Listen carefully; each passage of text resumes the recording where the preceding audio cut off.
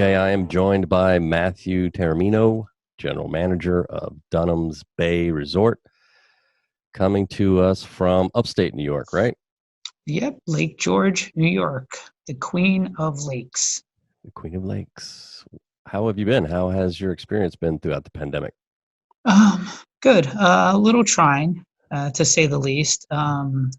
Most of the time, we feel as if we're parents more than bosses in this situation, especially when you're dealing with something that's never been dealt with before for all the staff. Right. So, that's been the most trying. Getting through with the guests and the regular day-to-day business, that's easy. It's maintaining the staff and your own psychological well-being, I guess you'd say. Did you Not guys close? We closed only for the month when it first happened last March. Yeah. We closed from 15th through May 1st. And then Yeah. we reopened May 1st, deemed essential, trying to support the community, and have been open ever since. So it's it's almost as if we didn't take any time off, which Yeah. is fine. Yeah, So tell us about your property. sure. It's a small, quote unquote, as the term gets used so much in the industry nowadays, boutique hotel, made up of 20 rooms and 20 cabins.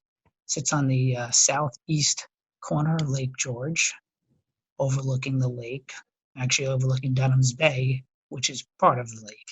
Yeah. Um, it has, we suffer from an unusual situation. That is that 50% of our business is rooms, and 50% of our business is weddings.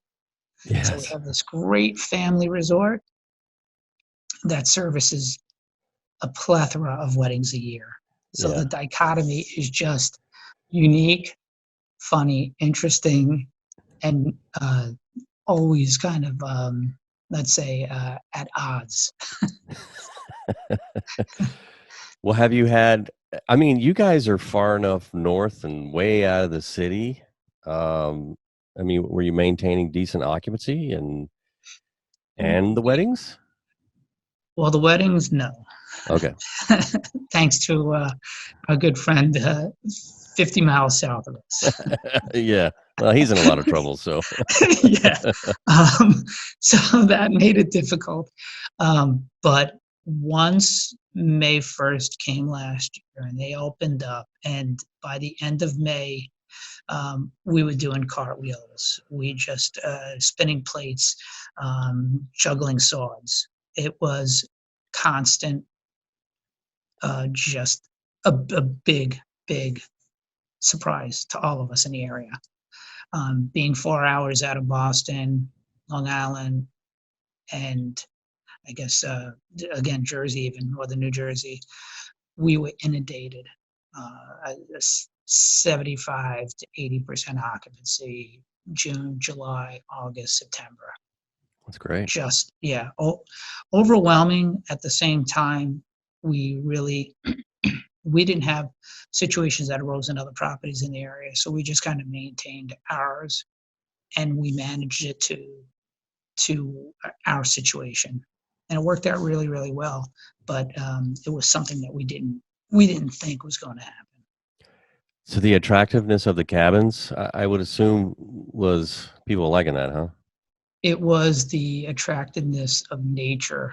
I mean, we have the unique situation with this area is the ability to stay at very nice accommodations anywhere surrounding the lake, and then be on a nice mountain within 15 minutes. Yeah. So when I moved up here from Long Island, I the understanding that you could be in a typical suburban setting, and then in within 15-20 minutes be on a lake and be the only boat on a lake, or be the only one hiking on a trail. Yeah. It was the uniqueness of it, and it just ran rapid. So I mean, like I said, by the middle of August, we were just we were just really surprised, and we were all happy. I mean, all the properties, the town itself, Yeah. the other properties. Yeah. So, moving forward, I mean, how are you marketing, selling your hotel with what you've experienced last year? Do you think that's a real strong positive people are going to remember come this year? They're ready to get out this summer. Yeah, we've already taken a couple of phone calls from people who were first-time visitors last year and that are returning this year. So it's working out that way. It's great, or the unique situation of that happening and people wanting to come back. Um, the marketing aspect is we're probably the most we ever did before, and we've always been very, very strong social media and social media spend, but we've ramped it up coming into this year, and the campaigns, both paid and kind of organic, we've increased immensely. And I think it started last year with a program that our front desk supervisor came up with, which was 100 Days of Summer. And every day he tediously posted one picture of a sunset Oh yeah. every day and a different sunset. And about 30 days in, he says, Matt, this was probably the worst idea in the world. But it was amazing. So we started a bunch of different campaigns like those going through the last quarter of last year and the first quarter of this year. And I mean, our advanced bookings are coming close to 2019 numbers. Oh wow, Yeah. fantastic! Are you doing the social media yourself, or are you having you bringing We in marketers or what? No, we do it in-house. We Oh do it wow, in-house. We have an aggressive team that really schools themselves, and we work hard at kind of figuring it all out. So, and they capture the market. Again, we have that situation where we have weddings, a restaurant, and the hotel itself and the resort. So we actually have three different clients on the one roof. And if you can kind of envision that, yeah, marketing all three on separate platforms or separate avenues. all right.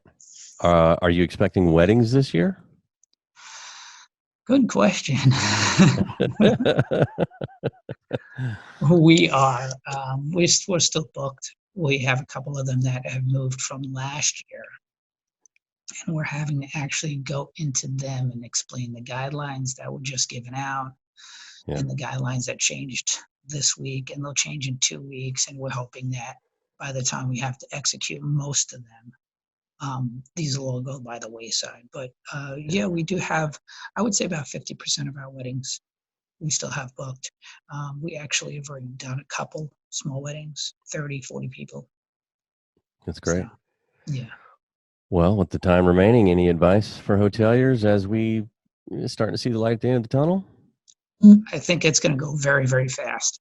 I made you had asked me about chamber, being on the chamber. In 8 years, Right. I've been on the executive board of the chamber. Um, and we were having discussions yesterday about how we're going to come out of this. And I think it's going to be very, very fast. I think the issues are going to be like with us being a place that people went to last year when their avenues open up. I'm wondering where the people will go, if they'll go back to the islands, if they'll go back to Disney World, and they might Right. leave us. We don't know. We have to produce to make that happen. But I think the recovery, at least in the leisure market, is going to go fast. Hmm. The conferences, that's going to be, that's going to have to play out. And so I think until it gets um, in everybody's heads that this is kind of past us, Right. until Well, the next 100 years when we have it again. exactly. Well, thank you for joining me, Matthew. I appreciate it.